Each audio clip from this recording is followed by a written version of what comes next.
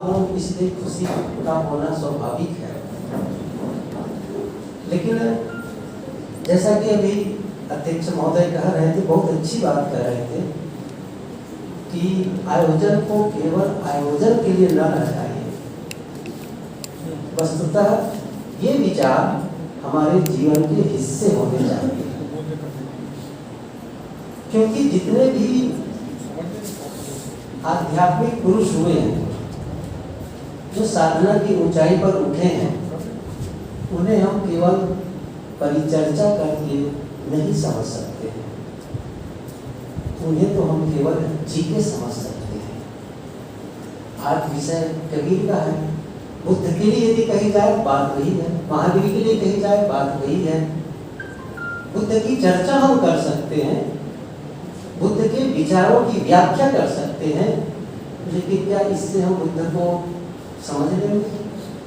एक पंक्ति में कहूँ बुद्ध की, उन्होंने कहा है, न ही वैरेन वैरानी संबंधी जन्म अवैरेन च संबंधी एक धर्मो सनातनम। सनातन धर्म क्या है? अवैर।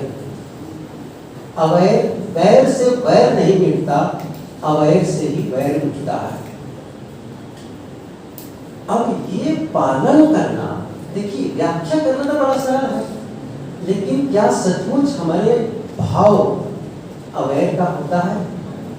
जब हमारे साथ में कोई अन्यायपूर्ण व्यवहार करता है, तब उनके प्रति हमारे मन में द्वेष पनप जाता है, प्रतिक्रिया का भाव जगता है, उसका विरोध करने का भाव जगता है, और उसी समय हमें झांक के देखना है कि मेरे मन की दशा क्या है। बुद्ध को जीना तो तब होगा जब सचमुच मेरे मन की दशा अवैर की हो जाए। कबीर की है, हम सभी सुने हैं, बचपने से सुनते आए हैं, बुरा जो ढूंढन मैं चला, बुरा न मिलिया कोई, जो दिल ढूंढा आपना, मुझसा बुरा ना कोई। याद है, कंठ है, बोल भी देते हैं, लेकिन रियल क्या है? हम लोगों का जीवन शैली क्या है? ये बिल्कुल थोड़े में बताऊं मैं। वह यह है, दूसरे के दोषों को देखने के लिए हमारी आंखें हजार हो जाती हैं, और अपने दोषों को देखने के लिए जो दो आंखें ना, वो भी फूट जाती हैं। जीवन परिचर्चा का लाभ तो नहीं है, जीना है। समाज, आखिर में समाज कोई वस्तु तो है नहीं है। ये कल से भी चर्चा हो रही इस संबंध में। व्यक्तियों के समूह को ही समाज कहते हैं, और हम सभी मनुष्य सामाजिक प्राणी ही हैं। कबीर ने समाज के लिए कहा। समाज के विभिन्न क्षेत्र होते हैं, एक तो जो आम पब्लिक है वो भी एक समाज है, थोड़ा धर्म के क्षेत्र में चले गए वो भी धार्मिक समाज है, अध्यात्म के क्षेत्र में गए वो आध्यात्मिक समाज है, सबके लिए उन्होंने कहा। लेकिन आज यदि आज हम महसूस कर रहे हैं कबीर की प्रासंगिकता, आज महसूस कर रहे हैं कबीर की प्रासंगिकता, इसका मतलब यह हुआ कबीर विचारों की असफलता। क्या मैं कह रहा हूं? मैं कहना यह चाहता हूं, आज भी कबीर के विचारों की आवश्यकता पड़ रही है। इसका मतलब कबीर ने जो संदेश दिया उसको हमने जीवन में अप्लाई ही नहीं किया है, जीवन में लाया ही नहीं है। संदेश की सार्थकता है कि संदेश की आवश्यकता न रह जाए।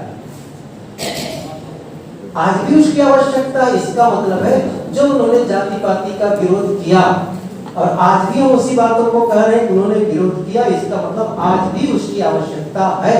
इसका मतलब है हम अभी भी जाति पाति को मान रहे हैं। सीधी सी बात है। तो केवल हम चर्चा कर लें, अच्छा बाहर दिखाने के लिए हो जाता है, ऊंच नीच कुछ नहीं है। अच्छा नारे भी लगाना बड़ा सरल है, हिंदू मुस्लिम सिख ईसाई आपस में सब भाई भाई, सही है ना? नारा भी लगा लेंगे, जुलूस भी निकाल लेंगे, और कई बार दिखावे के लिए आपस में मित्रता कर लेंगे, हो सकता है साथ में बैठ के भोजन भी कर लेंगे। लेकिन क्या अंतस में भी परिवर्तन हुआ है? जब झांक के देखिए। एक उदाहरण याद आ गया मुझे, बहुत पुरानी बात। एक मुसलमान बंधु और एक पंडित जी, दोनों की मित्रता थी। लंबा समय एक किसी कारण से अलग अलग रहना हुआ, पत्राचार होता था, पत्र के माध्यम से अपने मन की बातें एक दूसरे को शेयर करते थे। मुसलमान बंधु दूर रहा करते थे थोड़ा, तो एक बार कुछ उसमें जुड़े हुए थे अपने समाज से, संप्रदाय से। एक बार उन्होंने पत्र लिखा अपने मित्र पंडित जी से कि भाई साहब, बहुत पुरानी मित्रता है आपसे, लेकिन एक सामाजिक काम है, इसके लिए मैं आपको कुछ गुजारिश करना चाहता हूँ। तो यह है कि हमारे गांव में जो मस्जिद है वो पुरानी हो गई, जर्जर हो गई, उसका हम जीर्णोद्धार करना चाहते हैं और इसके लिए लोगों का सहयोग ले रहे हैं। क्योंकि आप मेरे मित्र हैं, पुराने मित्र हैं, मैं चाहता हूँ आप भी उसके लिए सहयोग दें ताकि हम नए मस्जिद का निर्माण कर सकें। पत्र गया, पढ़ा, मित्रता पुरानी थी, सोचा क्या करूं, अब ब्राह्मण हूं मैं और मस्जिद के निर्माण के लिए मैं सहयोग करूं, ये कितना कठिन है। वकील से पूछा, बात किया, क्या करूं आखिर, यदि मैं सहयोग नहीं भेजता हूं तो मित्रता टूटती है, भेजता हूं तो मेरा धर्म जाता है, क्या करूं मैं। तो वकील ने उपाय बताया, मनी ऑर्डर का चलता था, मनी ऑर्डर के थ्रू पैसा भेजा जाता था, नीचे मैसेज वाला भी जगह होती थी, क्या पैसा भेजा 1000 रुपये और मैसेज में क्या लिखा, भाई साहब आपने कहा और मैंने सहयोग भेजा, लेकिन एक निवेदन है, एक निवेदन, चूंकि वो मस्जिद पुरानी हो गई है तो उसको तोड़ेंगे तभी तो नया निर्माण करेंगे। उन्होंने क्या कहा, क्या लिखा उसमें, लेकिन जो पैसा भेज रहा हूँ इसको मस्जिद के निर्माण में नहीं, मस्जिद को तोड़ने में लगाना, पैसे को तोड़ने में लगाना। समझ रहे ना मैं क्या कहना चाहता हूँ। अंदर का कलमश नहीं जाएगा ना, ऊपर का दिखावा काम नहीं आता है।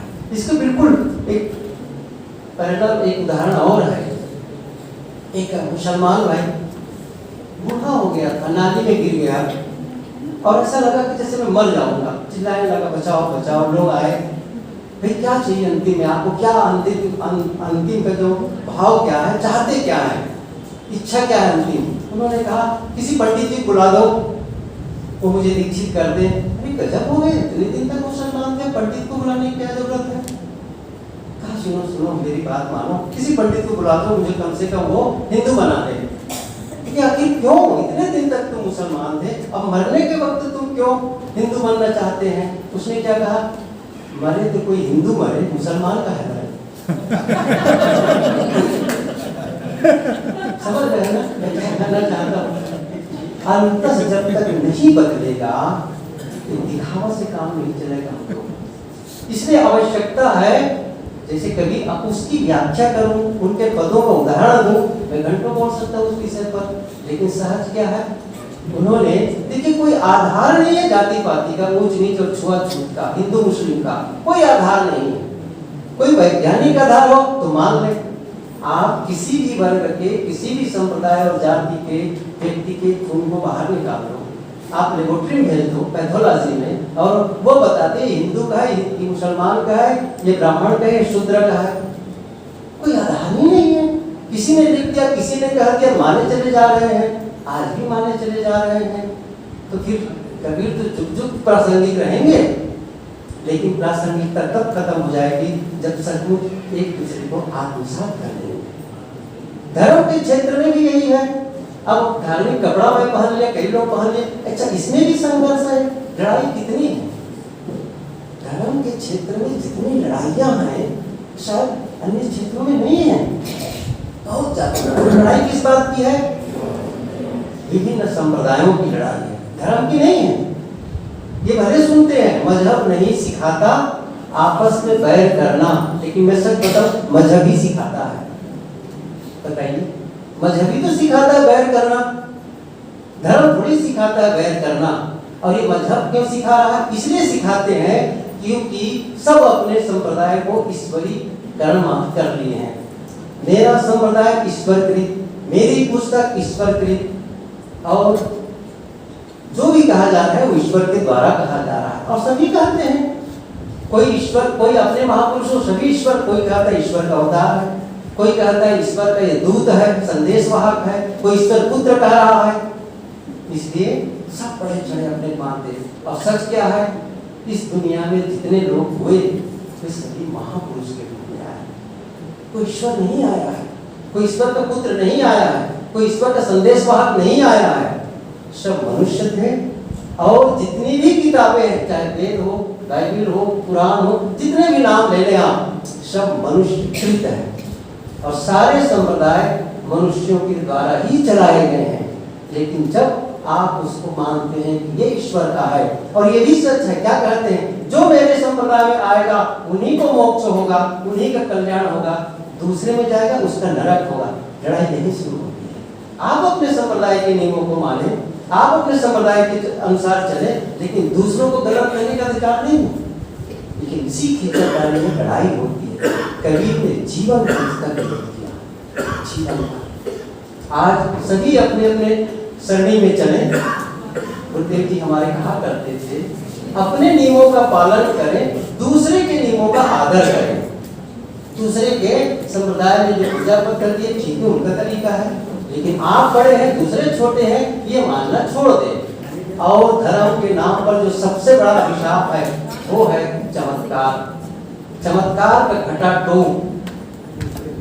जितना झूठ एक वकील नहीं बोलता, एक राजनेता नहीं बोलता, एक व्यापारी नहीं बोलता, उससे ज्यादा झूठ एक धार्मिक बोलता है।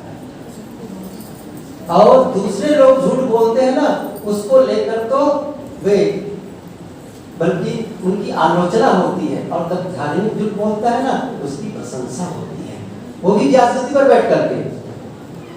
यदि ये झूठ का प्रचार बंद कर दे, सत्य का उद्घाटन करने लग जाए, धर्म का असली रूप सामने आ जाए।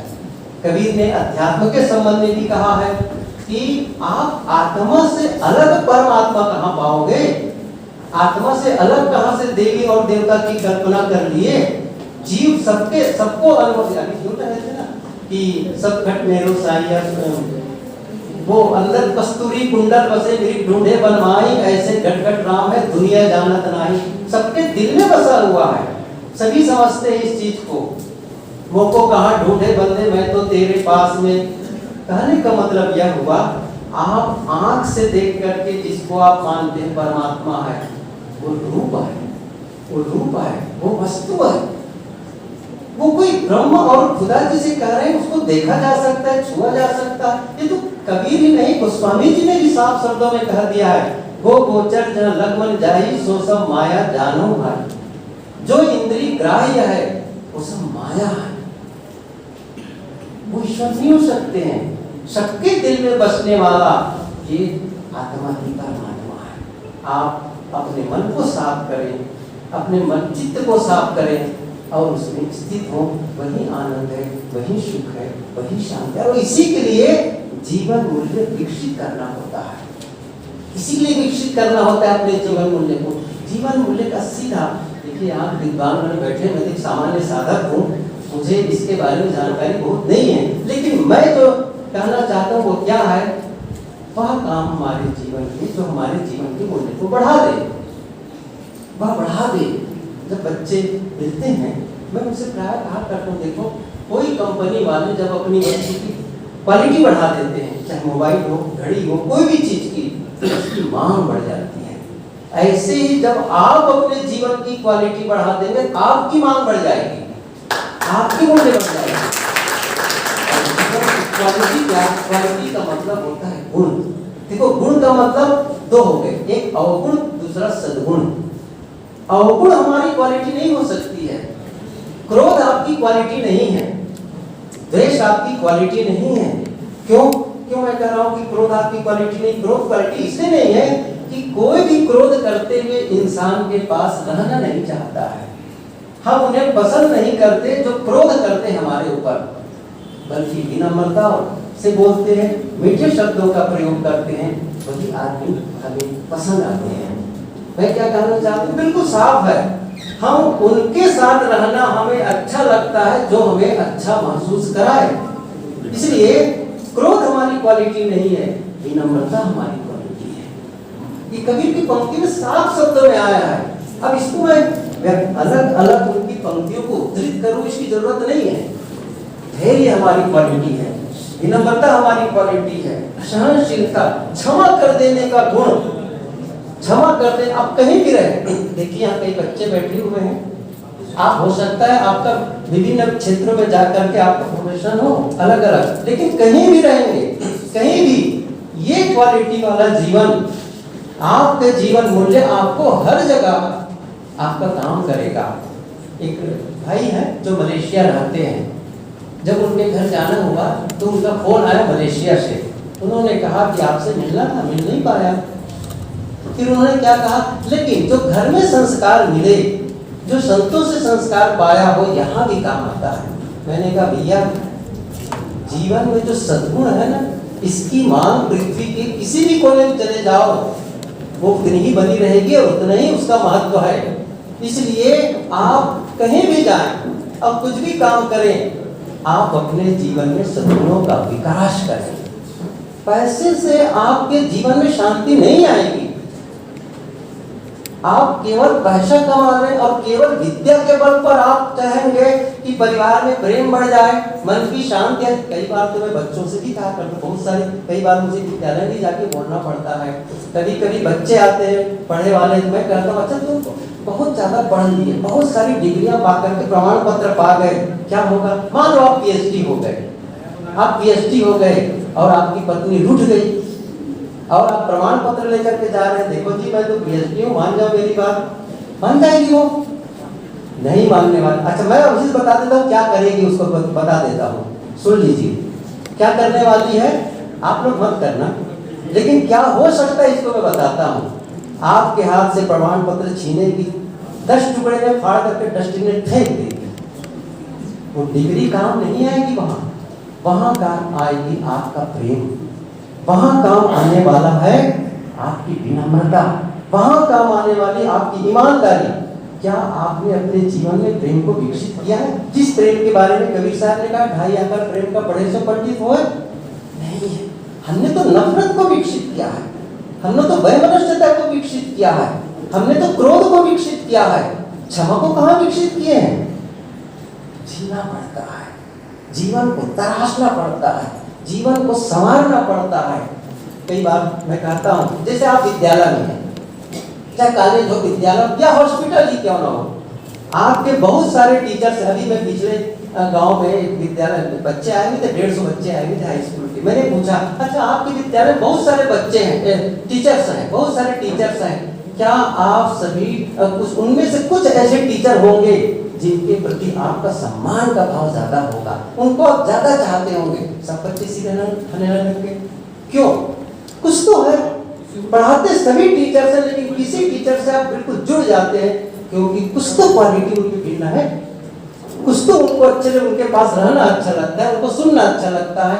डॉक्टर है, सभी लोग चिकित्सा करते हैं अस्पताल में, लेकिन कुछ डॉक्टर से आपका प्रेम बढ़ जाता है, उनके प्रति स्वाभाविक सम्मान होने लग जाता है। क्यों? कुछ तो क्वालिटी है, वो है सद्गुणों की क्वालिटी, वो है हमारी जीवन मूल्य। हमें अपने सद्गुणों को विकसित करने की जरूरत है। आप किसी भी क्षेत्र में, चाहे आप व्यापारी बने, चाहे आप कॉलेज में जाके पढ़ाने वाले बने, चाहे आप डॉक्टर, इंजीनियर, कुछ भी बन जाए, आपको पहला काम है अच्छा इंसान बने। और अच्छे इंसान की पहचान है आपके जीवन में सद्गुणों का समुच्चय होना चाहिए। दूसरे की गलतियों को क्षमा करने की क्षमता होनी चाहिए, अपनी गलतियों को क्षमा मांगने की क्षमता होनी चाहिए। लेकिन काम नहीं आने वाली है सारी चीजें, केवल वक्तव्य काम आने वाला नहीं है, जीवन के सद्गुण काम आते हैं। इसलिए हमें अपने जीवन मूल्य को विकसित करने के लिए काम करना है, और ये काम यूं नहीं हो जाता है, खुद को समय देना पड़ता है, खुद को तराशना। छीनी और हथौड़ी लेकर जैसे तराशा जाता है पत्थर को, जैसे पत्थर को तराशते हैं, पत्थर की कीमत बढ़ जाती है। ऐसे जब आप जीवन को तराशेंगे ना, मैं तो सूरत से आया हूँ, जन्म तो मेरा घर छत्तीसगढ़ का ही है, लेकिन सूरत आश्रम में रहता हूँ मैं इसलिए बता रहा हूँ, सूरत को कहते हैं डायमंड सिटी। कभी आप मेरे आश्रम हमारे के आएंगे तो बहुत ऐसे सज्जन लोग हैं, प्रेमी लोग हैं, जो लोग हीरे का काम करते हैं। कभी कभी लोग हीरा देखना चाहते हैं, उनके हीरा लाना थोड़ा से लाते हैं। 2 प्रकार, एक बिना तराशा हुआ, दूसरा तराशा हुआ। बिना तराशे हीरे को आप देखेंगे तो आपको क्या लगेगा, किसी नदी से कंकड़ उठा रहा है, फेंक देंगे, गीला गीला दिखता है। लेकिन जब उसमें उसे तराशा जाता, 56 पहर बनते चाहे वो सरसों के दाने के बराबर क्यों ना हो, तब क्या होता है, जब हीरे को तराश दिया गया तब उसकी कीमत बढ़ जाती है, उसकी चमक बढ़ जाती है।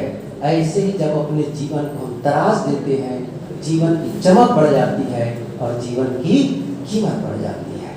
ये तराशने का काम आपको करना होगा और तभी हम कबीर के करीब जाएंगे और नजदीक जाएंगे और कबीर और अधिक समझ में आने लगेंगे और निश्चित रूप से ये सब करेंगे, हम लोगों का जीवन सुखमय होगा।